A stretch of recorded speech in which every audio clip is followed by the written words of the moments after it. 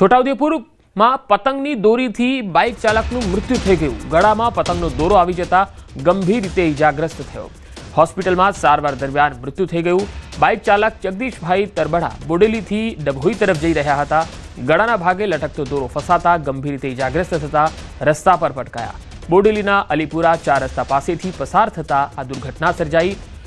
ઉત્તરાયણ નજીક હોય ત્યારે ચાઇનીઝ દોરા અને માજા પર નિયંત્રણ લાવવામાં આવે એવી ચર્ચા હાલ ચાલી રહી છે। તો તસવીરોમાં જોઈ શકાય છે કે ગળામાં દોરો આવી જતા આ યુવક જે છે એ પહેલા તો ગંભીર રીતે ઇજાગ્રસ્ત થયો। તેને સારવાર માટે હોસ્પિટલ લઈ જવાયો, પરંતુ સારવાર દરમિયાન તેનું મૃત્યુ થયું। હજુ તો ઉત્તરાયણની ઘણી વાર છે, પરંતુ આ ચાઇનીઝ દોરી અને દોરીથી ઇજાગ્રસ્ત થવાના બનાવો ખૂબ વધી રહ્યા છે। સુરત શહેરમાં છેલ્લા 24 કલાકમાં હત્યાની 3 ઘટના બની। રાજુ બિહારી નામનો યુવક તેના મિત્રો સાથે હતો ત્યારે ઝઘડો થયો હતો। રાજુ બિહારીના માથાના ભાગે ટાઇલ્સ મારવામાં આવી। યુવકને નવી સિવિલ હોસ્પિટલ ખાતે સારવાર માટે ખસેડાયો હતો। ટૂંકી સારવાર બાદ યુવકનું મૃત્યુ થયું હતું। પૂર્ણા પોલીસે લાશને પીએમ અર્થે મોકલી આપી વધુ તપાસ હાથ ધરી છે। તો વધુ માહિતી મેળવીએ। સુરતથી સંવાદદાતા કીર્તેશ પટેલ જોડાયા છે। કીર્તેશ, આ રાજુ બિહારીને લઈને શું વધુ માહિતી આવી રહી છે?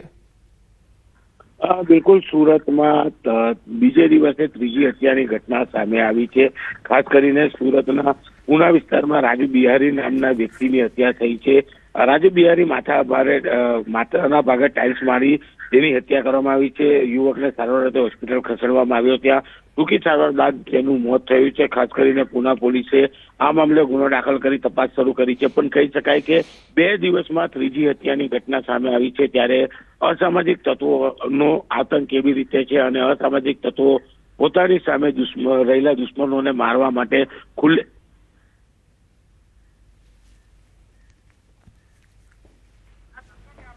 જી કીર્તેશ, આભાર માહિતી આપવા માટે। તો ટૂંકી સારવાર બાદ આ યુવકનું મૃત્યુ થયું। રાજુ બિહારીને તેના મિત્રો સાથે ઝઘડો થયો હતો।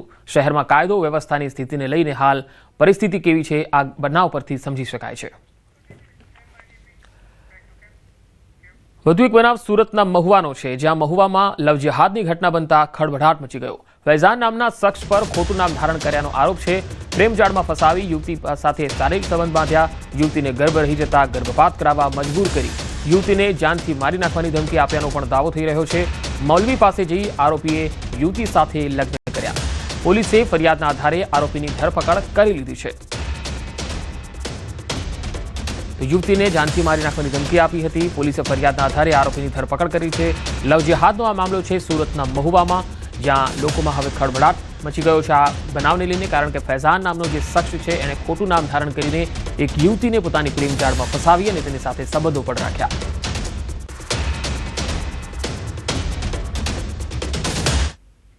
અને હવે વાત બેફામ બનેલા બુટલેગરોની।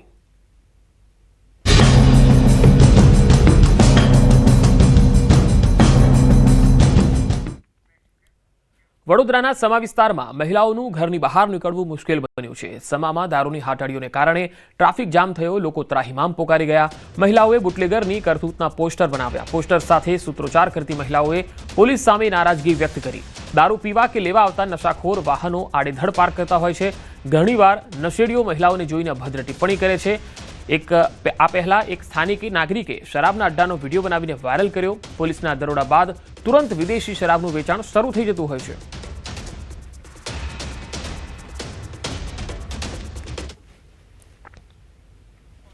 અમને ટ્રાફિકની પ્રોબ્લેમ બહુ થાય છે। આજે અમારે ત્યાં કોઈનું મૈયત બી થયું હોય તો કોઈ સિરિયસ હોય તો એમ્બ્યુલન્સ આવવાની બી એટલી જગ્યા રહેતી નથી, કારણ કે ત્યાં ઠેર ઠેર તમે જોશો ને તો ત્યાં પાર્કિંગમાં ગાડીઓ લાગેલી હશે, કોઈ પીધેલો ગાડી લઈને વચ્ચે વચ ઊભો થઈ ગયો છે, હટશે નહીં, એવી બધી અમને સમસ્યા થાય છે। અને આના પહેલાં અમે સ્થાનિક પોલીસ સ્ટેશનમાં બી અરજી કરી હતી, પણ ત્યાંથી કોઈ જ અમને જવાબ સરખો મળ્યો નહીં, એટલે આજે અમે અહીં અરજી લઈને આવ્યા છે। જવાહરનગરમાં દારૂના ધંધા ચાલે છે, તેથી અમને ટ્રાફિક એટલું નડે છે। અમારા આવતા જતા બેન બેટીઓની મસ્કરીઓ થાય છે। અમે કેટલી વખત 100 નંબર પર ફોન કર્યો છે, પણ બધી આવે છે એ લોકો, પણ પછી કશું થતું નથી। 10 મિનિટમાં બંધ કરાવીને પછી પાછા જતા રહે છે। એવી તકલીફો થાય છે અમને। આવવા જવાની સહેજ બી જગ્યા નથી મળતી અમને, તો અમે સીપી સાહેબને રજૂઆત કરવા આવ્યા છે। ગીર સોમનાથમાં બુટલેગરો બેફામ બન્યા। ઉનાના વાસોજ ગામની મહિલા બુટલેગરનો વિડીયો વાયરલ થયો। મહિલા બુટલેગર વિડીયોમાં પોલીસ કર્મીઓને દારૂ વેચવા માટે રૂપિયા આપ્યો હોવાનો ઉલ્લેખ છે। મહિલા બુટલેગર પોલીસ કર્મીઓને 3 થી 10,000 રૂપિયા આપતી હોવાનો ઉલ્લેખ છે.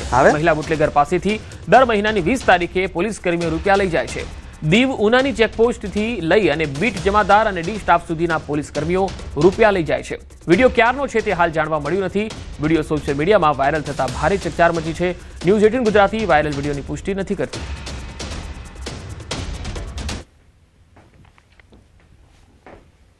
આવે હજી પૈસા તો લેવા આવે ને એમને બેસવા દે મેર ભાઈ. કોણ લેવા આવે? તો હવે તો નથી કોઈ, બધા વૈયા ગયા ને. આ જો ઓલો વાસુરભાઈ ને એ ડિસ્ટર્બ વાળા લેવા આવે, બીટના સમાધાન જગદીશભાઈ ને ઈ લેવા આવે, પછી અશ્વિન ડોડિયો લેવા આવે. એ બધા હજી લેવા આવે? કેટલા લઈ જાય? ઈ આ વાસુરભાઈ ની 10,000, પછી અશ્વિન ડોડિયો 3,000 ને બીટના સમાધાન જગદીશભાઈ 5,000, 18,000. ને ઓલો મોરી નથી એને જ લેતો. ના એને તો ના પાડી. મેં કીધું તું નહીં મેં તમને સા પાણી ના આપી દીધી કે તમારા વિધવાના લીધા હોત તમે બંગલા બાંધો. તો એને 3 વખત કેસ શું લેવા કર્યો હતો? અને એને આપણા ગામના કમ્પ્લેન આપી. હમણાં લઈ ગયો બધા આ મહિનાના? ના 20 તારીખે દેવાના છે. 20 તારીખે દેવાના. એ ઓલા બધા 20 તારીખે જ લેવા આવે? હા એ બે 20 તારીખે જમા બધા એકારે દઈ દીધા. ડોડિયાને તો 3,000 દઈ દીધા. ડોડિયો કોણ? અશ્વિન ડોડિયો દેલવાડા વાળા. એ નાકેલી પક્ષી કેન્દ્ર સુધી નું લાગે ને, નાકેલી આવું તો પક્ષી કેન્દ્ર સુધી ટકલો છે ઈ? હા ટકલો છે ઈ? હા ઈ તો એનો મતલબ હાવ ટકો છે. એ હમણાં બદલી જે લાગે બીજે આવ્યો પાસે. ઈ આવે 3,000 ખાલી નાકું જ વટવા. નાકે કાશે ઓલા નાખવા ઈ નહીં કાંઈ એમ નહીં. 9,000 ઈ ના થાય. 9 ઈ અને 10 હા 19 18 કે 19 ઈ 3 ના થઈને 18,000. 18 ને 9 28 થયા ને. 30,000 રૂપિયા તો કાયમનો 1,000 રૂપિયા તો એને કાઢવાનો ને. ભગો કે મને કોથળી આપજો. કેમ આપતી? દેશીમાં પણ દેશી છે ને મેર ભાઈ, દેશીના પૈસા એ લોકો પાસે નથી દેતા.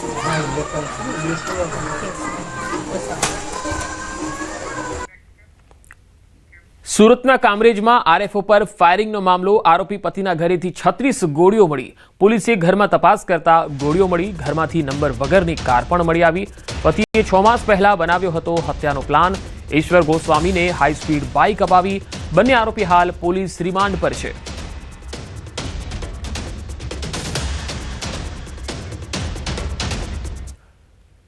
સુરતના અઠવામાં યુવકે આપઘાત કરી લીધો. અહીંયા 23 વર્ષીય યુવકે ગળે ફાંસો ખાઈને આપઘાત કર્યો.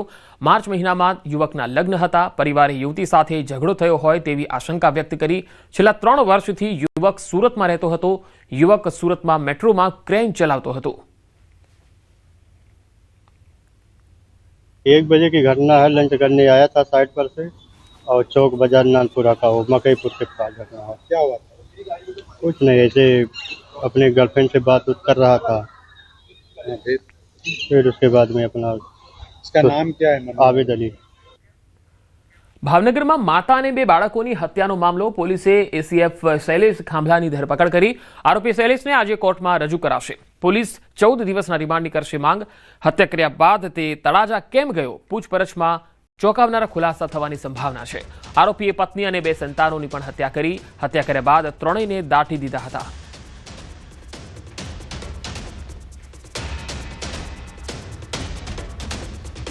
સુરતના વરાછા ગરનાળામાંથી ફરી પાણી ટપકવા લાગ્યું. લાખોનો ખર્ચ કરવા છતાં ટપકતા પાણીનો ઉકેલ આવ્યો નહીં. ટપકતા પાણીના કારણે રાહદારીઓ પરેશાન થઈ રહ્યા છે. જાગૃત નાગરિકે વિડીયો બનાવી સોશિયલ મીડિયામાં વાયરલ કર્યો હતો. સુરતના વરાછા ગરનાળાની આ તસવીર છે, જેમાં ફરી એકવાર પાણી ટપકવા લાગ્યું, જેના કારણે રાહદારીઓ પરેશાન થઈ રહ્યા છે. તસવીરોમાં તમે જોઈ શકશો કે મનપા હવે કામગીરી કરશે કે પછી આ જ પ્રકારની લોલમલોલવાળી કામગીરી કરશે.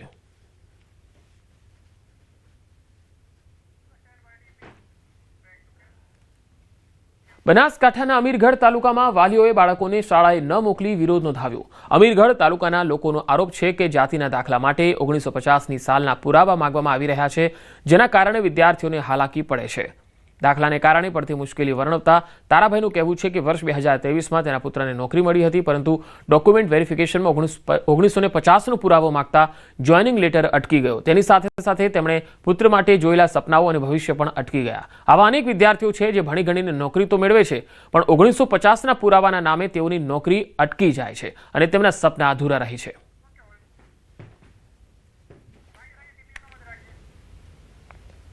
છેલ્લા 6 મહિનાથી અમીરગઢની અંદર તાલુકામાં જે ઓનલાઈન દાખલા નીકળતા જાતિના એ બિલકુલ બંધ કરવામાં આવ્યા છે. એ 1950નો પુરાવો લાવો અને તમે જાતિનો દાખલો લઈ જાઓ. જો આપણા જોડે જાતિનો દાખલો ના હોય તો વિદ્યાર્થી 12મું ભણે ને જો આગળ ભણવા જાય કોલેજમાં જાતિનો દાખલો ના હોય તો એમને એડમિશન ના મળે. જો વિદ્યાર્થીની હોય બેન હોય એને નર્સિંગ કરવું હોય તો એમને પણ જાતિનો દાખલો ના હોય તો નર્સિંગ પણ ના કરી શકે. આવી અનેક સમસ્યાના કારણે લોકો બહુ હેરાન પરેશાન થયા છે. 2023માં મારો છોકરો સિવિલ એન્જિનમાં લાગેલો. દાખલો તો એને આપેલો છે પહેલાં. દાદાના પુરાવા ડોક્યુમેન્ટ વેરિફિકેશન કરવા ગયા ને એટલે ડોક્યુમેન્ટ માગેલું હતું. એમાં દાદાનો પુરાવો માગેલો હતો. દાદાના પુરાવામાં 1950ના પુરાવા લાવો કે તો દાદાના પુરાવામાં લખેલું છે રજપૂત ગરાસિયા, તો તમે આદિવાસી આવતા નથી. બરાબર, એવી રીતે કરીને ઓર્ડર હજુ સુધી આપ્યો નથી. વાલીઓની રજૂઆત છે કે ભણી ગણીને પછી દાખલાને લઈને આટલી મુશ્કેલીઓ વેઠવાની હોય તો બાળકોને ભણાવવા જ શા માટે? આ વિચારીને વાલીઓ બાળકોને શાળાએ ન મોકલીને વિરોધ દર્શાવી રહ્યા છે, જેના કારણે ક્યાંક ને ક્યાંક બાળકોનું શિક્ષણ તો ખરાબ થઈ જ રહ્યું છે. સાથે વાલીઓએ વહેલા ઉકેલની માંગણી કરી છે. ઉકેલ નહીં મળે તો આંદોલનની પણ ચીમકી આપી છે. આજે અમે અમીરગઢની દરેક ટ્રાઇબલ વિસ્તારની શાળાઓ સ્વયંભૂ બંધ રાખી છે, કારણ કે અમારે જાતિના દાખલામાં પડતી મુશ્કેલીઓ અને નોકરીથી વંચિત રાખેલા તમામ જે નોકરી લાગેલા છે એમને ઓર્ડરો નહીં આપ્યા. એના કારણે એના વિરોધમાં અમે સ્વયંભૂ સ્કૂલો બંધ રાખી છે, જેથી સરકારને વિનંતી છે કે આ 73AA જે પુરાવા છે એ માન્ય રાખીને દાખલાઓ આપે અને જે નોકરીઓ લાગેલા છે એમને ઓર્ડર આપે. સરકાર પાસે વાલીઓ અપેક્ષા રાખીને બેઠા છે કે તમે નાના બાળકોને આવતી પેઢીને આ અત્યાચાર જે કરવાનું કર્યું છે આ બંધ કરો અને એના લીધે દીકરા દીકરીઓ ભણી ગણીને જે નોકરીઓ આરે ગયા છે એમને સંપૂર્ણ રીતે જે કાયમી અગાઉ જે દાખલા મળતા હતા એ જ પદ્ધતિથી દાખલાઓ ચાલુ કરે. જે લોકોના દાખલાઓ રદ કર્યા છે એમને પાછી મંજૂરી આપીને નોકરીમાં જોઈન કરે. વધુ સમાચારો પર નજર કરીશું. હાલ રોકાઈશું એક બ્રેક માટે.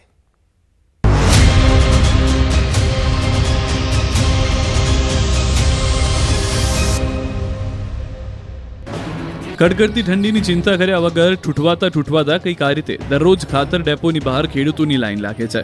ખાતરની ટકટકના દ્રશ્યો વાવથરાદના સંઘ ખાતેના છે. એક તરફ ખેડૂતોએ શિયાળુ પાકનું વાવેતર કરી દીધું છે. રાયડો, ઘઉં સહિતના પાકનું વાવેતર કર્યું. હવે પાકને ખાતરની જરૂર છે ત્યારે ખેડૂતો હોંશે તાલુકા સંઘ ગોડાઉન ખાતે ખાતર લેવા તો પહોંચે છે, પરંતુ અહીં પહોંચ્યા બાદ એક થેલી પણ ખાતર નહીં મળતા લીલા મોઢે પરત ફરવું પડી રહ્યું છે. ખેડૂતો જાણે ખાતરની ભીખ માંગતા હોય તે રીતે થરાદ સંઘની બહાર લાઈનમાં લાચાર બનીને બેઠા રહે છે. વારો આવે ત્યારે એક થેલી ખાતર પણ નસીબ થતું નથી. કેટલાક ખેડૂતો તો અઠવાડિયાથી દરરોજ ધક્કા ખાઈ રહ્યા છે, પરંતુ ખાતરની થેલી પણ જોવા મળતી નથી. ત્યારે વહેલી તકે ખાતર મળી શકે, કૃત્રિમ તંગી દૂર કરવા માંગ ઉઠી છે. થરાદ જેવા જ હાલ પાટણના મેલુશણ ગામના છે, જ્યાં પણ યુરિયા ખાતર માટે લાગી છે લાંબી લાઈનો. છેલ્લા એક અઠવાડિયાથી ખેડૂતો ડેપો પર વહેલી સવારથી જ યુરિયા ખાતરની થેલીઓ લેવા લાઈનમાં ઊભા રહેવા છતાં પૂરતા પ્રમાણમાં નથી મળતું ખાતર. ખેડૂતોએ ઘઉં, એરંડા, રાયડો તેમજ તમાકુ જેવા પાકોનું વાવેતર કર્યું. પાકોમાં યુરિયા ખાતરની થતી જરૂરિયાત સામે ખાતરની અછત સર્જાતા ખેડૂતો ચિંતિત છે. 1 વીઘાના વાવેતરમાં 3 થી 4 યુરિયા ખાતરની જરૂરિયાત સામે ખેડૂતોને કલાકો સુધી લાઈનમાં ઊભા રહ્યા બાદ માત્ર ₹1 ખાતરની થેલીથી સંતોષ કરવો પડે છે. ખાતર ડેપોમાંથી ખાતરની થેલીઓ બારોબાર બ્લેક કરી દેવામાં આવતા હોવાનો પણ આક્ષેપ ખેડૂતો કર્યો છે.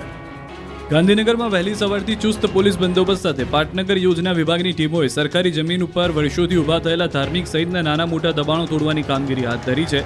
પરોઢીય દબાણ ટીમ જેસીબી સહિતના વાહનોના કાફલા સાથે ગાંધીનગર સેક્ટર 30માં દબાણો દૂર કરવા પહોંચી. એ પહેલા પોલીસનું સુરક્ષા કવચ બનાવી આ વિસ્તારને કોર્ડન કરી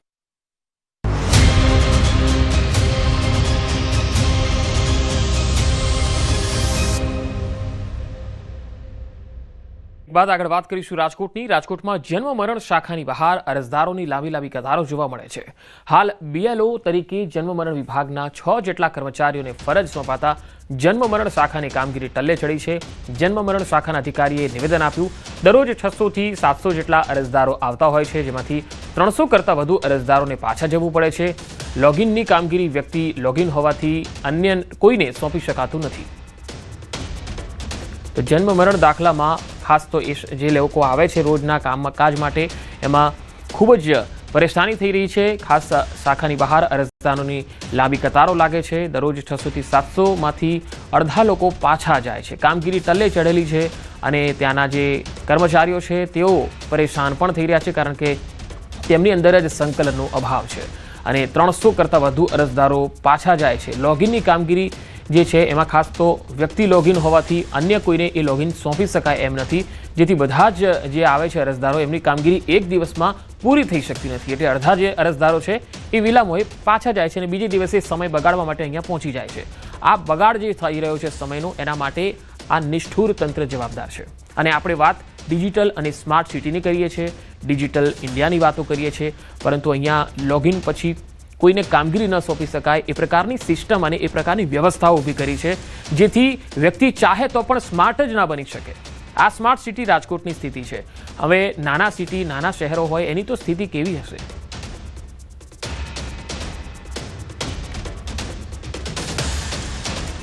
તો શાખા બહાર અરજદારોની લાંબી કતારો તમે પણ જોઈ શકો છો.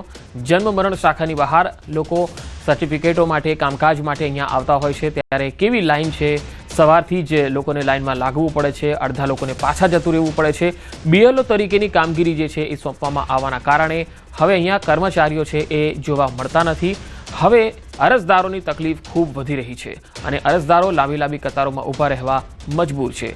જન્મ મરણ શાખા આ એવી શાખા છે કે જ્યાં બાળક જન્મે છે ત્યારે તેના સર્ટિફિકેટની નોંધણી અથવા તો એનું સર્ટિફિકેટ લેવા માટે અથવા તો તેની નોંધણી કરવા માટે અરજદારો આવે છે, અથવા તો જે કોઈ પણ વ્યક્તિ જે વિસ્તારના હોય અને તેમનું મૃત્યુ થયું હોય તો એના મરણના દાખલાઓ અથવા તો તેની નોંધણી માટે પણ અહીંયા લોકો આવતા હોય છે અને એના દાખલાઓ પણ અહીંયા મળતા હોય છે.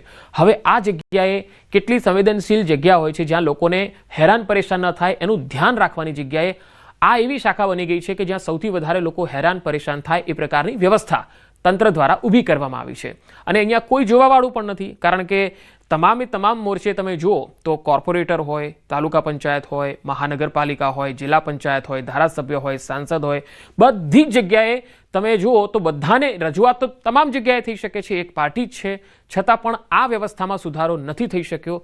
તો હવે પછી ક્યારે થશે એ સમજવું પણ આપણા માટે એક પ્રશ્નાર્થ છે, કારણ કે આ એવી નાની જગ્યા છે જ્યાં લોકો પરેશાન ન થવા જોઈએ. સ્માર્ટ સિટી અને સ્માર્ટ શહેરની જ્યારે આપણે વાત કરીએ ત્યારે ડિજિટલ બનાવવાની જે વાતો કરીએ, આ કેટલા વર્ષ પહેલાં આપણે 10 વર્ષ પહેલાં ડિજિટલની વાતો કરતા હતા અને 10 વર્ષ પછી આવી સ્થિતિ આપણે જોઈ રહ્યા છીએ.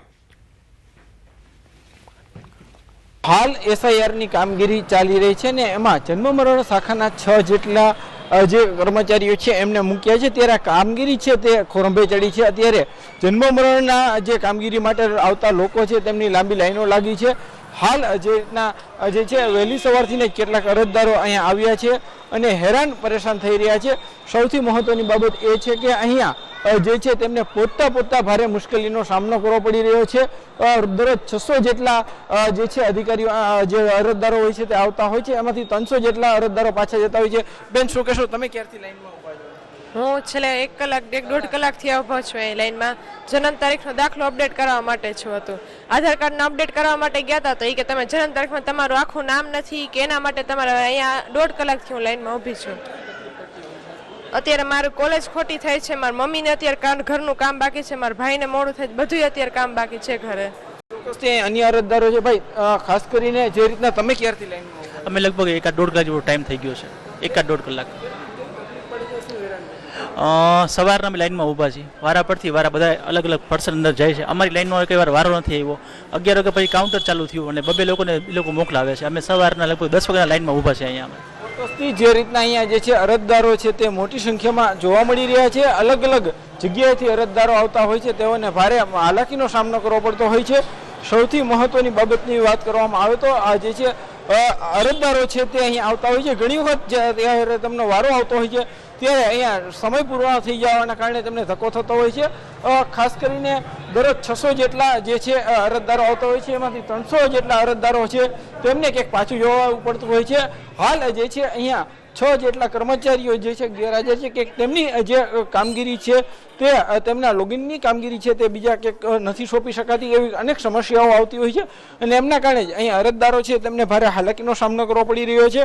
હાલ આપણી સાથે અહીંયા જન્મ મરણ શાખાના સુપ્રિન્ટેન્ડન્ટ છે, આપણે એમની સાથે વાત કરીશું. સર, આખી સમસ્યા સર્જાઈ છે, એમની પાછળનું કારણ શું? સમસ્યા ઊભી થવાની પાછળ એવું છે કે અમારા 6 કર્મચારીને BLO તરીકે ફરજ સોંપવામાં આવેલી છે અને હાલ કેન્દ્ર સરકારનું જે CRS પોર્ટલ છે એ CRS પોર્ટલમાં વ્યક્તિગત લોગિન છે. એ ઝોન વાઇઝ લોગિન કરે તો જ એને ઓટીપી આવે અને ઓટીપી બેઝ કામગીરી શરૂ થાય. આ કામગીરી કરવાવાળા જ કર્મચારી નથી તો અન્ય કોઈ કામ કરી શકે તેમ નથી. તેમજ કર્મચારી તરીકે હાલ હું એક જ છું, મારો ઝોન શરૂ છે, મારા ઝોનનું કામ કરું છું. અન્ય કોઈ કર્મચારી હાલ ઉપલબ્ધ ના હોય, કોઈ બીજાને ફાળવણી પણ કરી શકાય તેમ નથી. ક્યાંક જે છે અત્યારે અહીંયા જે સ્ટાફને અન્ય જગ્યાએ ફાળવી દેવામાં આવ્યો છે ને એના કારણે જે છે કે ઘટ સર્જાય છે. અહીંયા અધિકારીઓ નથી અને એના કારણે જન્મ મરણ શાખાની જે કામગીરી છે તે ક્યાંક ખોરંભે ચડી છે અને એમના કારણે જે અરજદારો છે તેમને પણ હેરાન થવાનો વારો આવ્યો છે. હાર્દિક જોશી, ન્યૂઝ 18 ગુજરાતી, રાજકોટ. ઉત્તર પ્રદેશના મેરઠમાં વૃદ્ધ મહિલાનું અકસ્માતમાં કરુણ મોત થયું. દુર્ઘટનાનો એક ચોંકાવનારો વિડીયો પણ વાયરલ થયો છે. આ તસવીરો જુઓ. આ વિડીયોમાં જોઈ શકાય છે કે ઘાસચારો ભરેલું બળદગાડું લઈને મહિલા જઈ રહી છે અને આ દરમિયાન વળાંક સમયે બળદ ભાગવા લાગે છે. મહિલા બળદગાડાને રોકવાનો પ્રયાસ કરે છે અને આ દરમિયાન તે દિવાલ અને બળદગાડા વચ્ચે ફસાઈને ગંભીર રીતે ઘાયલ થઈ જાય છે. મહિલાને હોસ્પિટલમાં સારવાર માટે ખસેડવામાં આવી છે, જ્યાં તેનું મોત નીપજે છે. આ તસવીરો તમે ફરી એકવાર જોઈ શકો છો.